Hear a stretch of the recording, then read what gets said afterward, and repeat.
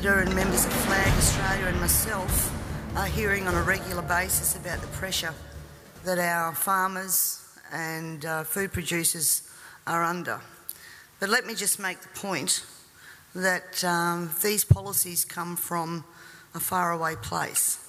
And you're going to have to bear with me now for a few minutes while I read my speech, and I will read it because otherwise I'll be up here for hours. I get a bit carried away with this, so I've contained it to as smaller speech as I can do. But we are in trouble, and we all need to pull together on this.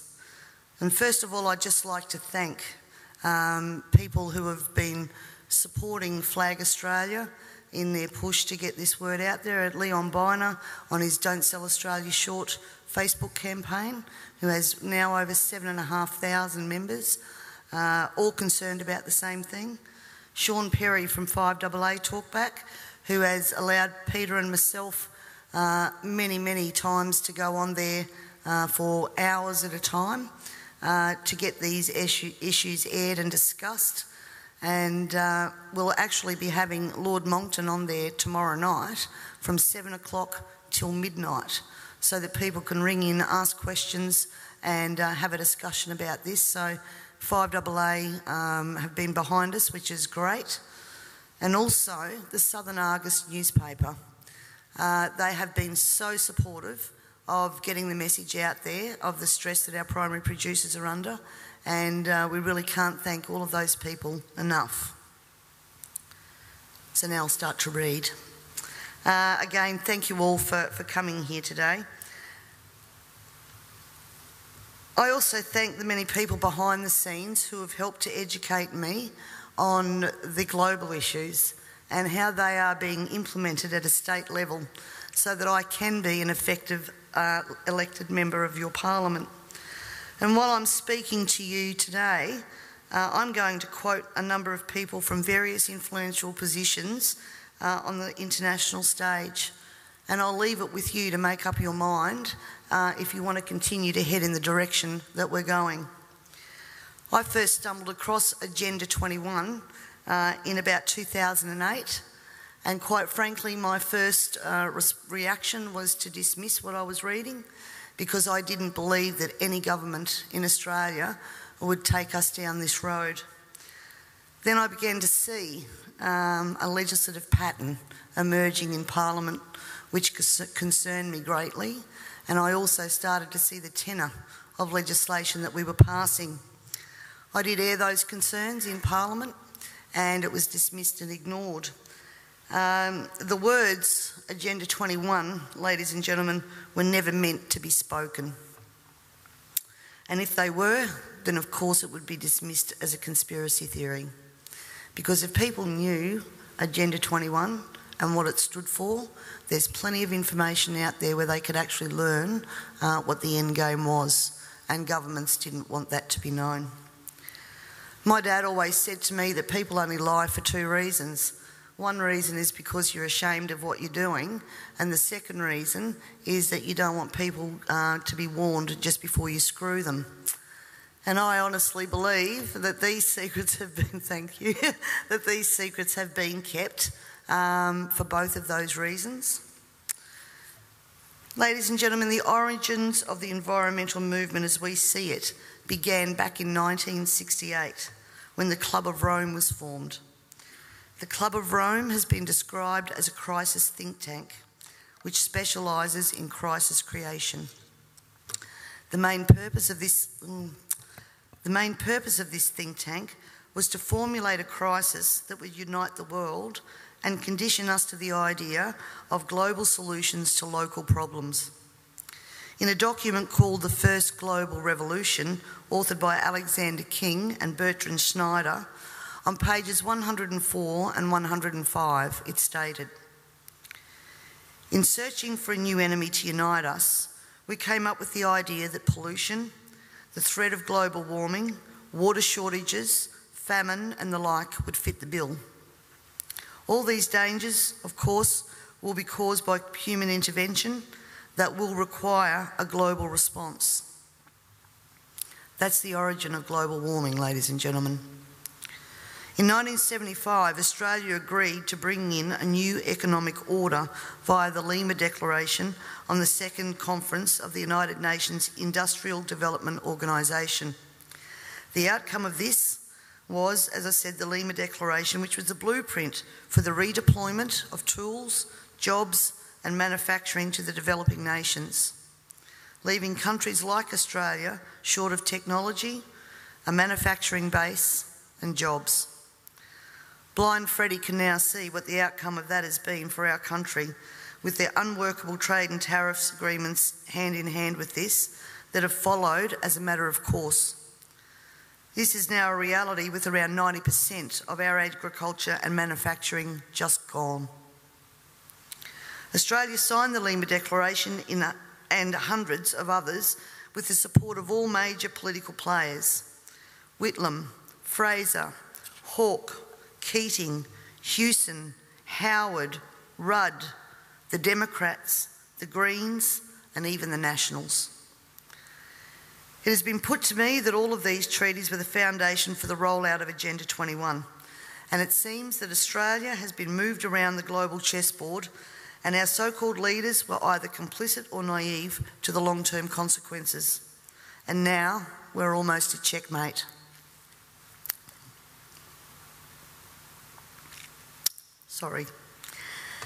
In 1992, former President of the United States, George Bush Sr. said, "Effective execution of Agenda 21 will require a profound reorientation of human society, unlike anything the world has ever experienced.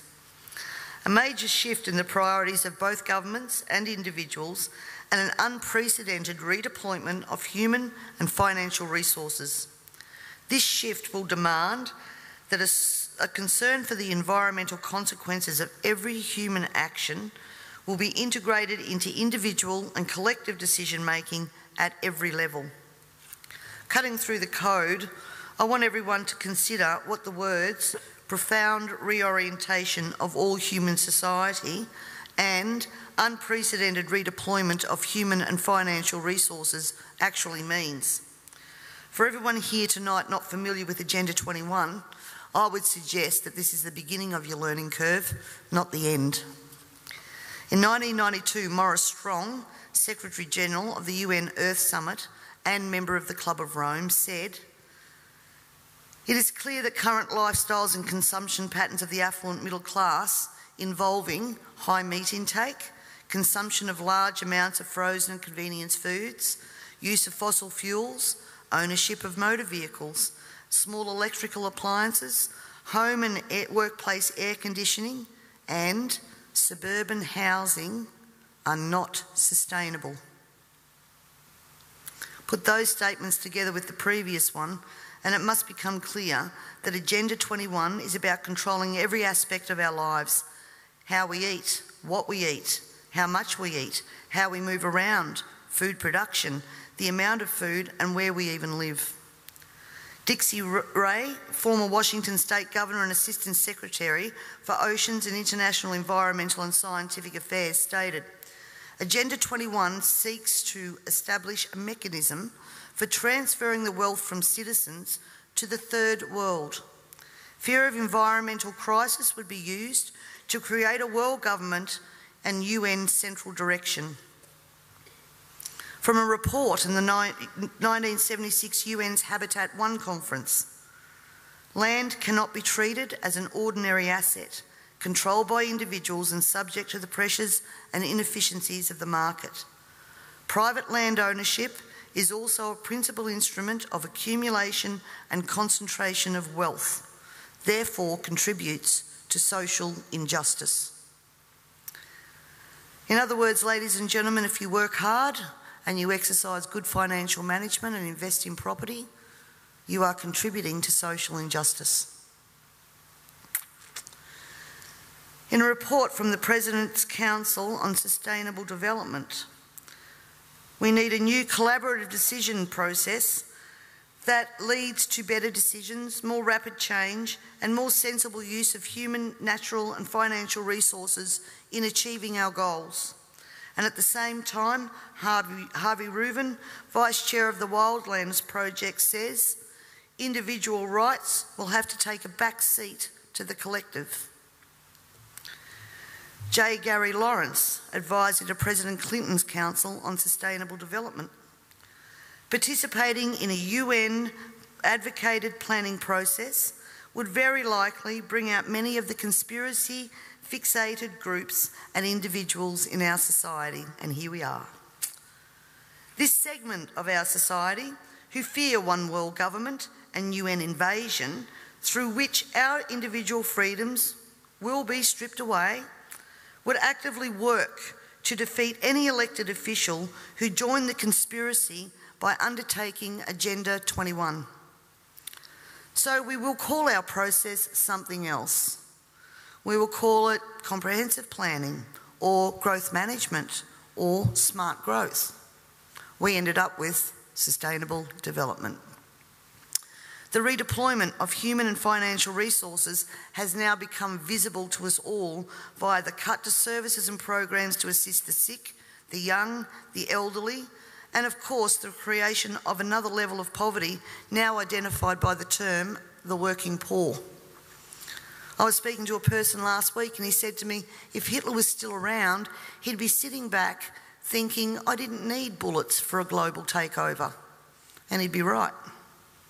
We see daily cash grabbing via new taxes called levies, supposedly because we are cash strapped in this state, and at the same time see big project spending that does not fit with the message that we are in financial crisis. But we the people have to tighten our belt, while the government seems absolutely unaware and unconcerned of the amount of debt that it is accumulating. This in turn means that taxes, levies, fines and other penalties increase, as well as the cost of living rising exponentially, and the ordinary citizen's ability to exist well is compromised with almost every law that we pass. We're constantly paying for so-called services that we don't receive. This is wealth redistribution at the grassroots level, redeployment of financial resources, ensuring only hardship for the citizens who just really want to get on with their lives. The Parliament has also ventured into the rights of people to own and retain their property and manage it without government interference. In particular, the laws around, as Peter said, water allocation, natural resource management, the Native Vegetation Act, Development and Planning Act, which are all equally toxic to our food producers as they are to our long-term security, we city dwellers. Everyone needs to remember, we all pay a natural resource management levy on our tax rates. So this is not just going to affect the food producers. The intrusions into our property that Peter was talking about that land producers are going through will roll out into the suburbs and into the city because they have the authority to do that.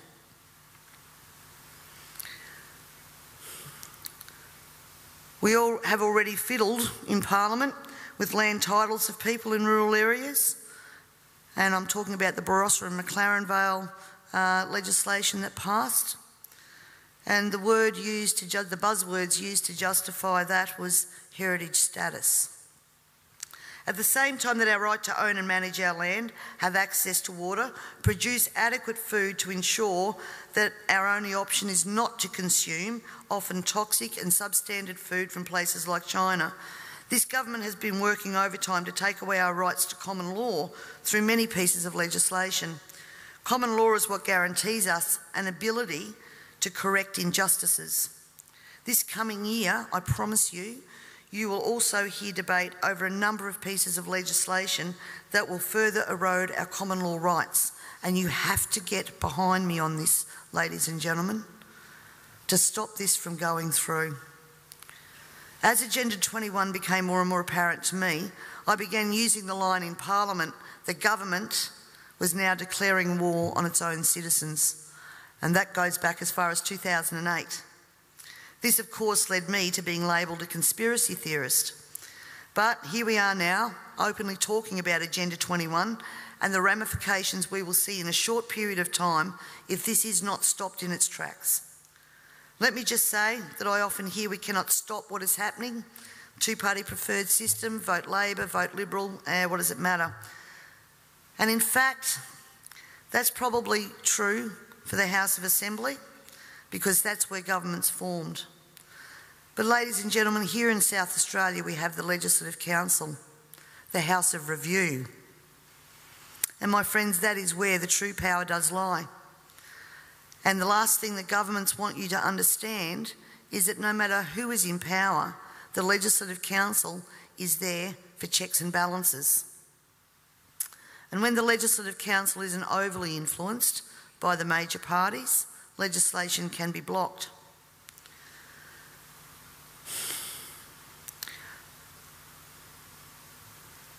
Remember, on most of these policies that I've spoken about here today, there has been bipartisan support for everything that has gone through.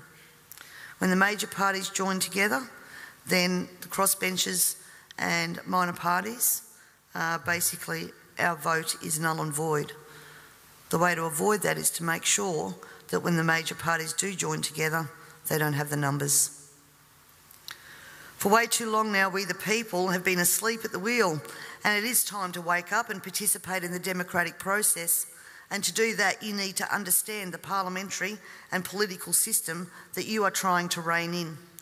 In 1972, the Club of Rome published the alarmist Limits to Growth document, warning of worldwide overpopulation, the need for sustainable development. This was the beginning of the slow process of social engineering and programming people to accept that the planet is struggling to sustain life. On the 8th of October 1973, the New York Times reported a quote from Ted Turner, also Club of Rome: "The social experiment in China under Chairman Mao's leadership is one of the most important and successful in human history." In 1987, Mikhail Gorbachev, also a member of Club of Rome, said, "We are moving toward a new world order, the world of communism, and we shall never turn off that road."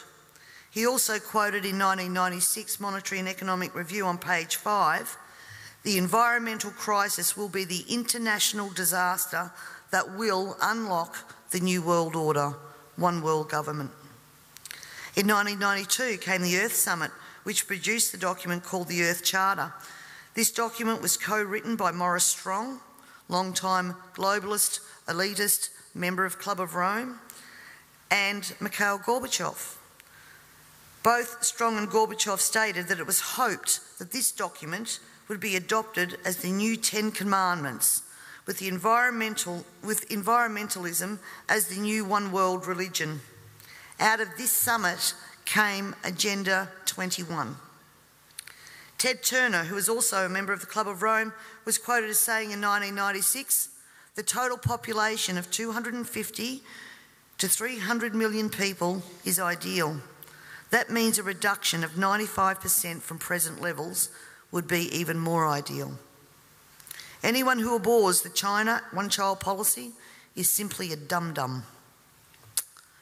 In 1998, the Baltimore Sun reported on July the 7th, most of Ted Turner's first donation to the UN of $22 million went to programs that seek to stall population. Another goal of the depopulation process is that the upcoming generation will submit to sterilisation to save Mother Earth. Ladies and gentlemen, everything I've said here tonight can be verified by document searches, and it is now time for us all to take off our blinkers and encourage our neighbours to take off their blinkers. And it's also time for you to demand that every person you elect fully understands this policy that is being rolled out via local, state and federal government at a concerning rate. We're not talking about decades, we're talking about only years before this is fully implemented. And every day another law is passed, is introduced to produce the end game of Agenda 21 being fully implemented. So the question that Lord Monckton asks, carbon tax, climate change and Agenda 21, can democracy survive all three? Needs to be answered, and answered now. And you need to find out from your elected members what they know of Agenda 21, and if they don't know it, educate them. And if they don't know it, then push them to understand what they are voting on in Parliament, because this is crossroads. I thank you all very much for your time and for your attention, and I would now like to take the opportunity to introduce Lord Christopher Monckton. Thank you.